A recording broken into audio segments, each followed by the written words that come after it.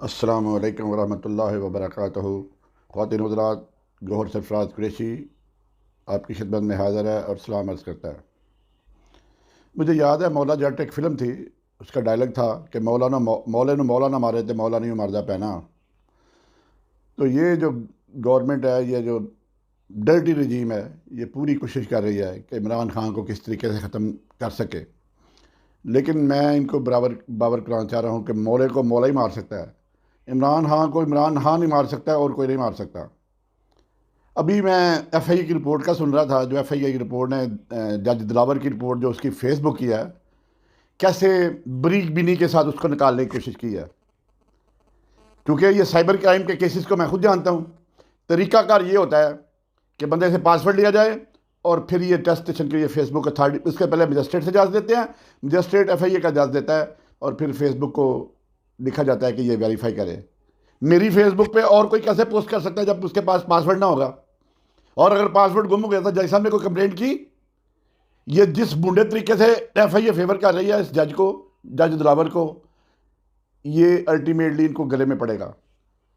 And these all criminal has to face the music in coming days. कब तक बचा लेंगे? और मार्शल द्वार में क्या पीपल्स पार्टी ख़त्म हो गई है? भुट्टो को शहीद करके क्या पीपल्स पार्टी आज ख़त्म हो गई है? नवाज शरीफ ख़त्म हो गया है? नून लीग ख़त्म हो गई है? जो इमरान खान है इस वक्त 80% अवाम उसके साथ है, उसको कैसे ख़त्म कर सकोगे आप? ये सोचना इस्टेब्लिशमेंट की और यह हुकूमत की खाम ख्याली है कि इमरान खान को ख़त्म कर दोगे। इमरान खान आपको बड़ा तंग करेगा आने वाले दिनों में, उसको जेल में डाल दो बेशक।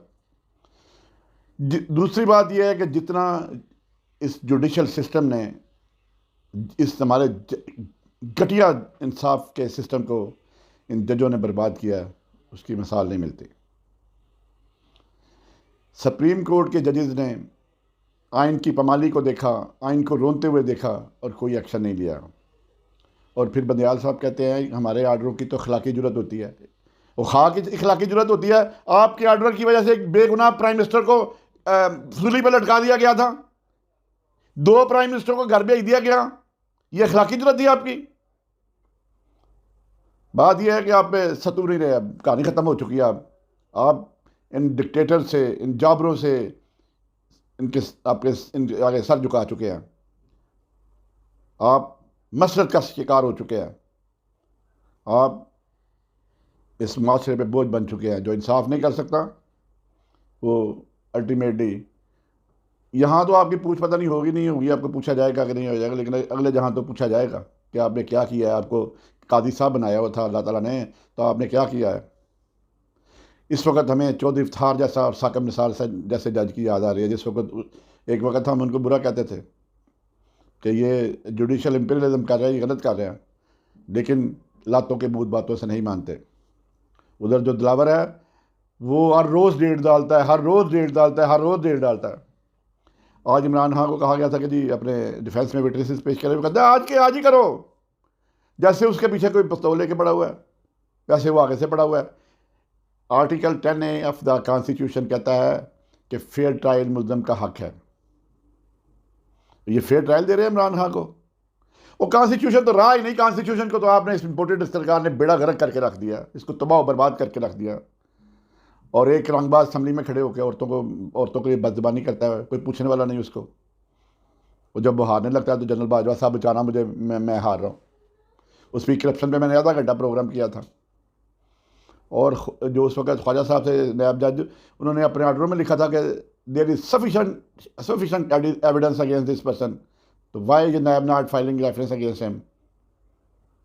और जो रेफरेंस की तफ्तीश थी वो मैंने 35 मिनट लगाए थे इसका एक हिस्सा बयान करने में, दूसरा हिस्से में 50 मिनट की मैंने इस पर करप्शन पे वीडियो बनाई थी कि इसने किस तरह लोगों को करप्शन के लिए इस्तेमाल किया।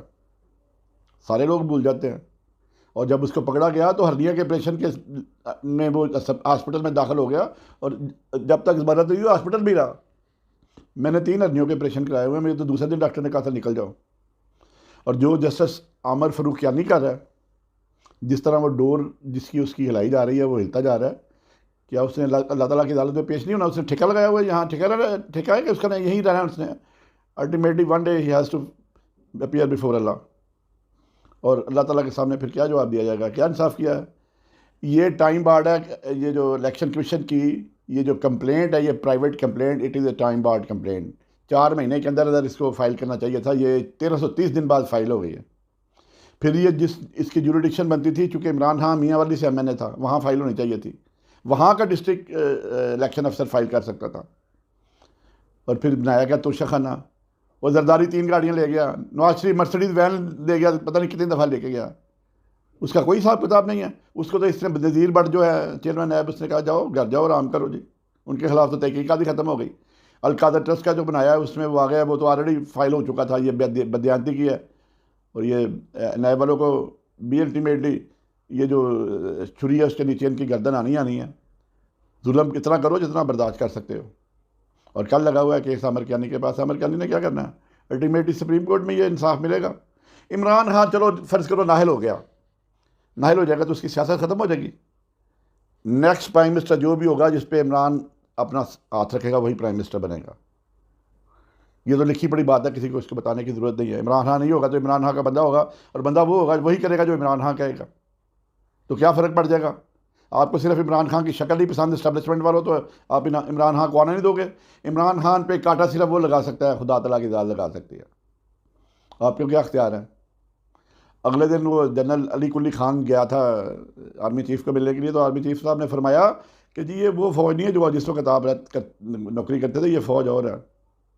मुझे दुख के साथ कहना पड़ता है, जाएँ आप वाघा पे जाके परेड देखें, इंडिया की साइड बड़ी होती है और पाकिस्तान की साइड खाली होती है।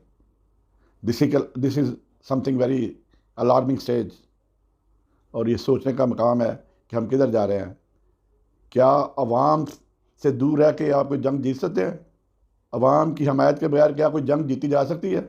वैसे भी ख्वाजा साहब तो असेंबली में कहता है कि इन्होंने हमारे खून भी निचोड़ लिया और खाल भी, हमारे जिस्म की खाल तक उतार के ले गए। ये तो आज को आपने डिफेंस मिनिस्टर बनाया हुआ है। ख्वातीन हज़रात इसी के साथ इजाज़त दें, दुआ में याद रखें। आइंदा आने वाले दिनों में फिर बात होगी। अस्सलाम वालेकुम व रहमतुल्लाहि व बरकातुहू।